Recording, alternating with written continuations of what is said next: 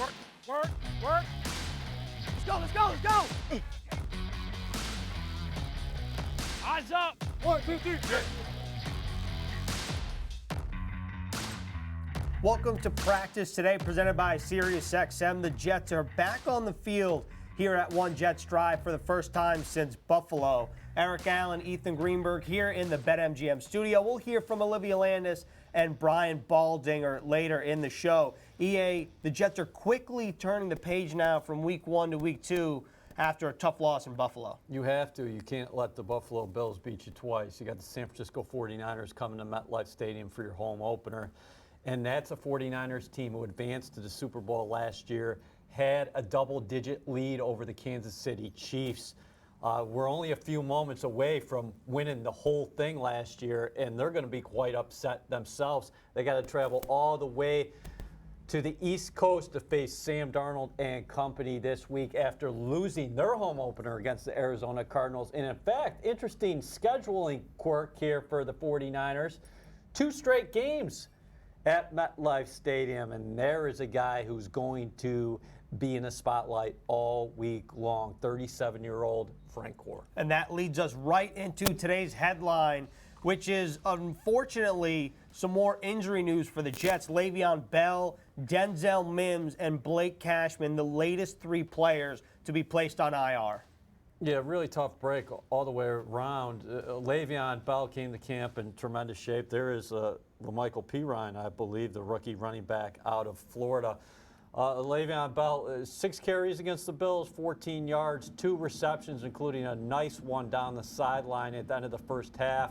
That preceded a Sam Ficken field goal as the Jets got on the board and were trying to work their way back into the game.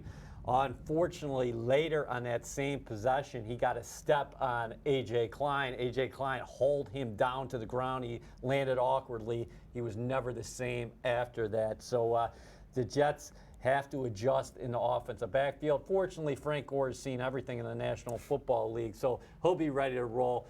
Blake Cashman, we talked all offseason about the depth at the inside linebacker position while the Jets are dealing with some depth issues there. And then Denzel Mims, throughout training camp, he was out, didn't practice at all. He came back, and he injured his other hamstring. So all 3 of those guys will miss at least the next 3 games. That right there, what you just said, is the important part of this weird 2020 season. All players that are placed on IR have to miss at least 3 weeks, and then after that, they can be activated. And there's no cap as to how many players you can pull off of IR. And of course, the Jets have other players that will be eligible to come off 1 week before Bell, Mims, and who's the other guy? Cashman. Yeah. Name escaped me there. But like Vincent Smith, like Jeff Smith, like Patrick Owasso, those are the guys that could be activated for week 4. Bell and company could be activated for week 5. But focus on the running backs. You mentioned Frank Gore. He now focuses or shifts now to center stage. The Jets added another player in the running back stable. I believe we saw him earlier wearing number 29. That, of course, former Dolphins running back Kalen Ballage. Yeah, and that's interesting because a couple weeks ago, the Jets had agreed to terms with the Miami Dolphins acquiring Ballage pending a past physical, but he failed his physical at the time, so the trade was rescinded. Ballage, back in 2018 under Adam Gase with the Miami Dolphins, he put up some good numbers out of the backfield. The other area I should say, Greens, where he might be able to help the Jets immediately, maybe you'll see him get some kickoff return duty if indeed he is active this week against the San Francisco 49ers. I got a stat for you, though, because we were talking about Frank Gore just a second ago. 15 straight seasons of 500-plus yards on the ground. Absolutely amazing. How about that consistency for the ageless one, Frank Gore? And Frank Gore, of course, playing 3 of his former teams in 3 consecutive weeks. Started with the Buffalo Bills. Now, of course, the San Francisco 49ers. And then next week, the Indianapolis Colts. And one other thing on Kalen Ballage, you mentioned kick return. Adam Gase spoke to the media earlier today, and he was talking about how Kalen Ballage is, one, really big at like 238 pounds, ran a 4.46 at the combine, And he's somebody that could not only help at kick return, but he said he had some gunner role when those two guys were part of the Dolphins. So Brant Boyer might be excited about him. Yeah, let's also not forget about Josh Adams. He got on the board late. The Jets getting a touchdown to make the score 27-17 at the end. But just a couple years ago when Joe Douglas was with the Philadelphia Eagles, of course, Josh Adams rushed for more than 500 yards his rookie season. So he's part of the rotation now here without Le'Veon Bell in the mix. Let's talk about some guys that were blocking for this running back stable in Buffalo and the future, particularly Maye Becton. And for more on him, let's head to the field with our sideline report with Olivia Landis. Liv, what can you tell us about the Big Ticket's big debut in Buffalo? Ethan, rookie left tackle Maye Becton impressed thoroughly in Sunday's matchup against the Bills, despite the 27-17 loss.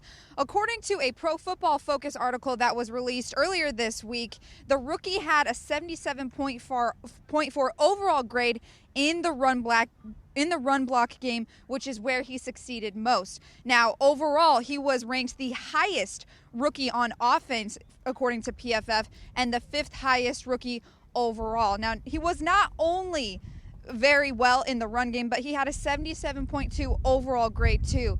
Coach Adam Gase talked about it. Everyone was very impressed with the rookie's debut. And, you know, with Sam Darnold, he did allow 1 sack. Sam Darnold was sacked a total of 3 times against the Buffalo Bills, but Maye Becton did allow 1 of those sacks. However, I mean, you know, you talked about Brian Baldinger. He took to Twitter and praised Maye Becton for his absolute stunning first performance out there against the Bills. So I think it's safe to say that that rookie went out there and impressed last Sunday. I think that's fair to say as well, Liv. Thanks a lot. We'll hear from you later in the show. And one thing on Becton, EA, is Jerry Hughes, an impressive player for the Buffalo Bills, no doubt about it. But he really levels up from week 1 to week 2. That is Becton now going up against a tough 49ers front. Another Bosa, right? It's Nick Bosa, who had 9 sacks his rookie season. And you would anticipate that Maye Becton will be matching up with Nick Bosa early and often against the San Francisco 49ers. Maye Becton, in fact, going to be limited at practice today with the knee injury that he sustained against the Buffalo Bills. But Adam Gase said he's a guy who's tough. He played through it. You would anticipate he'll be able to go on Sunday. Jets just taking all the precautions here with their rookie left tackle, but he did a nice job against the Bills. And I like what Gase said about the entire line. He said it's going to take something major for one of these starters ever to come out of the lineup. All right, now let's hear from Eric Coleman for his keys to the game presented by SiriusXM. Of course, Eric Coleman, a SiriusXM NFL radio host and a Jets 360 contributor. Let's check out his keys to the game against the 49ers. This is Eric Coleman, and these are my keys to the Jets versus the 49ers in Week 2. The Jets are facing a tough opponent in the San Francisco 49ers. The former NFC champions are coming off a tough loss in Week 1 and will be looking for revenge. For the Jets, it's going to be important to stop all-pro tight end George Kittle and running back Raheem Mostert, who was the dual threat who gashed the Cardinals in Week 1 in the passing game as well in the run game. But for the Jets, it's more about taking care of your own business. Self-inflicted wounds hurt the Jets on defense. If they can limit the penalties and continue to play with the effort they did in Week 1, they will have a lot of success. And on the offensive side of the ball, getting Sam Darnold into a groove early with short passes to gain his confidence and his trust for his new wide receiving core are going to be a key factor in the Jets' success moving forward. This is Eric Coleman, and those are my keys to the Jets beating the 49ers. Thanks, Eric. Let's take a look at the injury report here presented by Atlantic Health. These are the guys that aren't practicing in today's practice. The only one guy is being held out. That's Michael Pirine. And then the rest of the guys on the list, EA mentioned Becton. Avery Williamson, and some encouraging news, was out Sunday and now will be limited in today's practice. Frankie Luvu and Joe Flacco both dealing with neck injuries. Yeah, and Louisville, that's the first time we heard about that was this morning during Adam Gase's news conference. The Jets dealing with a lot of injuries at the linebacker position. No surprises elsewhere. Like we talked about, Becton was the big name, but I think Adam Gase dispelled any fear there by saying that, he's tough. He played through it on Sunday, and we're just taking the proper protocol here as we start the practice week with the in preparation for the San Francisco 49ers. And when you take a look at this linebacking core, number 44, Harvey Longy, did a nice job in place of Blake Cashman. And then one new guy, number 58, that's Paul Warlow, signed to the Jets practice squad earlier today. And number 52, Alec Ogletree, you got to keep an eye on him. Jets practice squad player. He is familiar in Greg Williams' system, played with Williams in St. Louis and then L.A. And, of course, Neville Hewitt had a nice game on Sunday as well. You just mentioned Neville Hewitt, and he was on Inside the Jets Monday night with Dan Graza and Bart Scott. And he said, we got to protect our house this weekend against the San Francisco 49ers. And our own Randy Lang also said Neville Hewitt, number 46 right there, participated in 100 snaps against the Buffalo Bills, and that he becomes the first Jets linebacker since 2005 to play that much in a ball game. Now, double-edged sword, you appreciate his contributions, but you want to get off the field defensively. You don't want your starting linebacker playing that many snaps, but that is a guy who's ready to roll. And he'd adjust on the fly against the Bills because he's playing next to Blake Cashman. Cash goes down with the groin injury, and Longy came into the game, stepped up, and I thought did some good things. He's a guy who has a tremendous motor, no doubt about that. Alec Ogletree right now is a guy let's monitor throughout the week because he's got system familiarity with Greg Williams, played under him with the Rams in 2014 and from 2014 to 2016, and of course, most recently played with the New York Giants. And of course, another unique aspect of 2020, we caught a glimpse of it last weekend at Buffalo. The Jets can elevate, and every team can elevate, 2 practice squad players for each game, but only twice can you do that with the same player. So we'll see what happens. Maybe with Ogletree, maybe Paul Warlow, or really any other position on the Jets. Yeah, maybe Avery Williamson makes his season debut. Also a very good point. One guy who had a stellar season opener at Buffalo, that's safety Marcus Maye. And for an in-depth look at his performance, let's bring in Brian Baldinger for another Baldy's Breakdown presented by Sharp. Thanks, Ethan. Let's take a look at Marcus Maye in the game he had last week against the Buffalo Bills. It was a bright spot. I thought it was the best game that Marcus ever played for the Jets. Let's go take a look. I think Marcus Maye played his best game as a New York Jet in 4 seasons. On this pitch option with Josh Allen, right here, he's going to strip the ball out of Josh Allen's hands. It's going to pop right into new safety Bradley McDougald's hands. He played Jamal Adams' role, and he played it as well as Jamal ever played it. All kinds of plays. Here, watch the tight end Dawson Knox goes in motion. He's got a man-to-man, but he recognizes here that it's an inside dive, and he's right there to finish off Devin Singletary. Just plugging the hole, tackle for no gain. And then here he is blitzing off the slot. He comes right in the passing lane of this Josh Allen throw and tips the ball, incompletion. Got his hands on some footballs. And here he is in a cover 2 safety. And Stephon Diggs in the slot at the top is going to run this double move on him. But he doesn't bite on it. He stays on a perfect position. A chance to maybe intercept that ball. Great position by Marcus Maye, saving the touchdown. And then right here, he's going to blitz off the slot at the bottom. He's got Diggs on this 3rd down. The Jets are in position where he's going to blitz. They needed to get pressure. And they got it from Maye coming off the slot a couple of times. Gets 1 of 2 sacks on the day, leading the Jets in sacks with 2, taking Josh Allen down. Marcus Maye has started 39 games for the Jets. Never played a better game than he did on Sunday.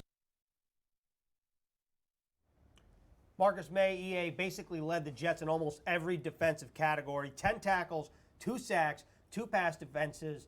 What did you think of Marcus Maye playing down by the box a little more than maybe what we've seen in the past? I loved it. He's such a great athlete, and that just speaks to his skill set that he can go play post safety and he can come down where there's a lot of traffic and he can make things happen. And I actually felt bad for Brian Poole on one of those edge blitzes when both him and Marcus Maye were coming off each respective edge. Adam Gase told me, hey, listen, that's life at the nickel cornerback in the National Football League. A lot of people are going to count for you on those pressures. So the Bills took Brian Poole, and Marcus Maye had a free shot on Josh Allen. Tremendous start to the season for him. And, you know, it's Wednesday here right now, but I don't know who was the AFC Defensive Player of the Week, but I can't imagine anybody played better defensively than Marcus Maye. So Marcus Maye now playing more by the box. At least he did so against the Buffalo Bills. Marcus Maye and that front seven are going to have a tough test this weekend with a 49ers offense that finished number 2 in the NFL last season in rushing yards, averaged 144 point yards or 144.1 yards per game. Raheem Mostert, the lead back there, 772 yards, 8 touchdowns last season, and averaged 5.6 yards per carry. That's a good advanced scouting report, Greens. Mostert, world-class speed, a guy who came out of Purdue with little fanfare, but Kyle Shanahan loves speed in the offensive backfield. They also have Jerick McKinnon. He was back in the lineup last week against the Arizona Cardinals. He had missed 1,000 days. That's crazy. Between games. And he actually got in the end zone last week. Tevin Coleman is in San Francisco, too. So they like the outside zone scheme that is predicated on athletic linemen, and Kyle Shanahan loves the speed in the backfield like we're talking about. You know, the Jets' run defense was very good against the Buffalo Bills. We're looking at Fuller, Renzo Fatukasi, and Quinnen Williams. Where the Bills got them was with their quarterback, Josh Allen. A lot of read options early, 14 carries for 57 yards. But Devin Singletary and Zach Moss, the rookie out of Utah, they combined for 18 carries for just 49 yards. So the Jets, yep, they're going to have to stop the run this week. The 49ers last week against Arizona, awful on third down, 2 of 11. Yeah, and the Jets' rush defense last season, of course, number 2 in the NFL. And this is a real tough test. The Niners, I don't think, got the start they wanted on the ground against the Arizona Cardinals. Really the start they wanted overall. But, of course, they're injured right now, out wide. So how does that affect the running game when guys like Deebo Samuel on IR, George Kittle, will monitor his status. He's in question with a knee injury. So now that there's all these receiver injuries, they just brought in Mohamed Sanu yesterday, how does that then affect a defensive game plan? Well, when you're looking at the tape, I think what's going to pop out at Greg Williams and company is that their receivers were only targeted, I believe, 11 times against the Arizona Cardinals. It's going to be interesting to see if Sanu is right in the lineup here. He's a veteran, a guy who's been in multiple systems before, and with the injuries that you just mentioned at the receiver position, I would not be surprised at all. Again, Kyle Shanahan likes to throw it to his backs and his tight ends. Now, behind Kittle, they got a guy, Jordan Reed, who's been hamstrung by injuries, no pun intended, of late during his National Football League career. But he has been a prolific pass catcher when he's been healthy. So the Jets have to be very mindful of those backs and the tight ends out of the backfield this week. And I know they're expecting more from their secondary, too, because the guys talked about to a man, and you talked to a few of them post-game, was there was some free runners in the defensive backfield against the Buffalo Bills. The one difference between Kittle and Jordan Reed, though, Kittle, one of the league's best blocking tight ends. Amazing. Jordan Reed, a fantastic pass catcher, but doesn't have the same blocking ability that George Kittle has. And fans, this season, Pepsi is going live to upgrade your football watching experience. Go to made4nyfootballwatching.com for rules and to learn more. Pepsi is the official soft drink of the New York Jets. And that leads us right into our Stats Amazing segment, courtesy of NewYorkJets.com's Randy Lang. Fullback Clark Gaines's 17 catches against the 49ers at Shea Stadium in 1980 is the Jets' franchise record for most receptions in one game. Before we get your reaction to that, EA, let's hear from NFL Network analytics expert Cynthia Freeland, who shed a little more light on the Jets' rookie left tackle, Maye Becton. Thanks, guys. Last week against the Bills, we saw rookie tackle Maye Becton allow just one pressure on passing downs. This was especially key in keeping Jerry Hughes at bay and will be extra helpful against San Francisco's heavy pressure front. Keeping Sam Darnold upright is going to be a key to this game. Another key is Becton's performance in the run game. Run blocking for Frank Gore in the second of his probably 8 or 9, maybe even 10 revenge games that we'll see this season is going to be a big area where Becton is going to live up to his first-round draft status. For more stats and context just like this, make sure you watch me and Dan Grassa this weekend on The Numbers Game. Back to you, Ethan and EA. EA, how about that from Randy and then Cynthia? Randy Lang dropping Clark Gaines's name on us? Shea Stadium in the 80s? I personally didn't know that was the Jets franchise holder. On. We for got to go single back. receptions. So Langer said Gaines had 17 receptions in one game? One game, Langer had 17 Langer didn't have 17 receptions. That would really be amazing. That would be crazy. Randy did say that was like his... Trayvon Wesco operates boy. as the Jets fullback at times. The Niners got a real good fullback in Kyle Juszczyk. He does. He's the kind of guy who can do everything. You can line him up in the backfield. You can move him out. He can catch the football. He can do everything, and they like to use him. And they're so multiple in their sets and their motions. And Juszczyk is as good as anybody at that position in the National Football League. But that was some kind of number. And we have spent a lot of time today talking about Maye Becton, but rightfully so. If you're a Jets fan, yeah, you're really disappointed about what happened in week 1 in Buffalo, but you have to look at some individual efforts and what you can build off of. We talked about Marcus Maye. Wow, he was fantastic. On the other side of the ball, that's Maye Becton's first game in the National Football League, and I really enjoy what his teammates say about him. Connor McGovern said, he has the will to be great. And it's one thing having the talent, it's another having the will, and this guy just has a special mentality. And Maye Becton, no preseason snaps either. So to go from the pre-draft process, which was virtual draft, virtual mini camp essentially, whatever stage that is, spring football, all virtual, then comes in training camp to play the way that he did on Sunday, I think is very encouraging if you're a Jets fan. And fans, you can represent the Jets in the EA Madden 21 Club Championship for a chance to win exciting prizes. Sign up by September 28th at nyjets.com/Madden. Have you been playing any Madden lately? Have I been playing Madden? Yeah. Not lately. I am a Madden player. I do enjoy it, but I've not played Madden 21. I've played Madden 20. I assume you have not played Madden lately. I haven't played Madden in a long time. Who was on the cover when you last played? Oh, man, I don't even know. I really don't. Who's on the cover this year? Is it Lamar or Mahomes? Lamar. Okay, all right. All right, well, now let's wrap things up with our roundtable segment. Let's bring back Olivia Landis. And in honor of the home opener, Liv, this is what we're going to do, okay? No, there won't be fans in the parking lot outside of MetLife Stadium, but I'm curious, Liv and EA, Liv, we'll start with you. If you are going to a tailgate or you're just hosting, like let's say this weekend for like a home gate, what's your spread? What foods are you putting out there? What do you hope is there? If you're attending a home gate, give us the spread, Liv.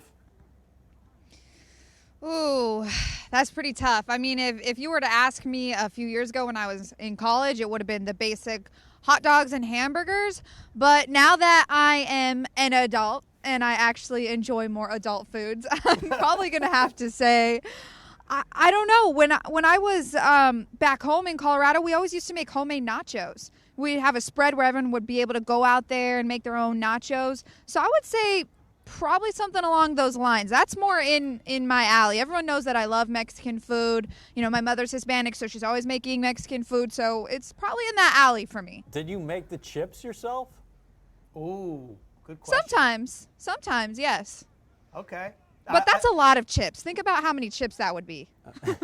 Let me just say this. There's nothing wrong with eating a kid's meal, even when you're an adult. And I'm putting up air quotes because you said, oh, I'm an adult now. You can still enjoy a kid's meal, okay? That's true. All right, EA, give us the spread. So a couple things. Number one is, if I am watching my team play, I don't love watching the game with a ton of other people. I like being alone, and I don't like watching on a full stomach either. So there is no spread.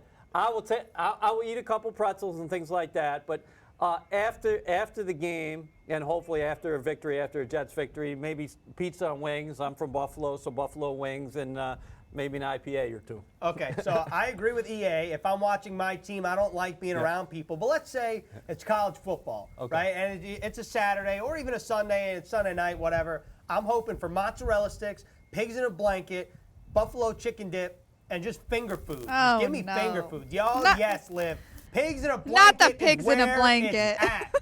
Get your mind right and get in the mustard dip with the pigs in a blanket. That's what I have to say about that. All right, and that's all we have for the round table, Liv. So we appreciate you coming on. Again, EA, really quickly, what are you expecting for the Jets this week leading up to the 49ers home opener? Laser-like focus, because the San Francisco 49ers are going to have your attention. I don't care the number of injuries that they're dealing with, the 49ers, they're going to come to MetLife prepared, ready to go. They can't fall out of the gates 0-2 in a division that includes the Seattle Seahawks. The LA Rams looked good last week. They just lost to Arizona. San Francisco, you're going to get their best game, bottom line. So the Jets have to correct a lot of things, and they got to buckle up that chin strap, because it is going to be a physical game on Sunday. I like what Neville Hewitt said. He said, I didn't say the Jets, that him and Marcus Maye were talking about it, and we're watching the one-on-ones right now with Connor McGovern, and I believe that was Steve McClendon, because it was just caught out of the corner of my eye. The tempo has to increase. The urgency has to be better starting today at practice. Both teams 0-1. Only one of them can emerge 1-1 at the end of Sunday afternoon. That's all we have here on Practice Today, presented by SiriusXM. Thanks to Earth Camp for any additional footage, and we'll see you later this week.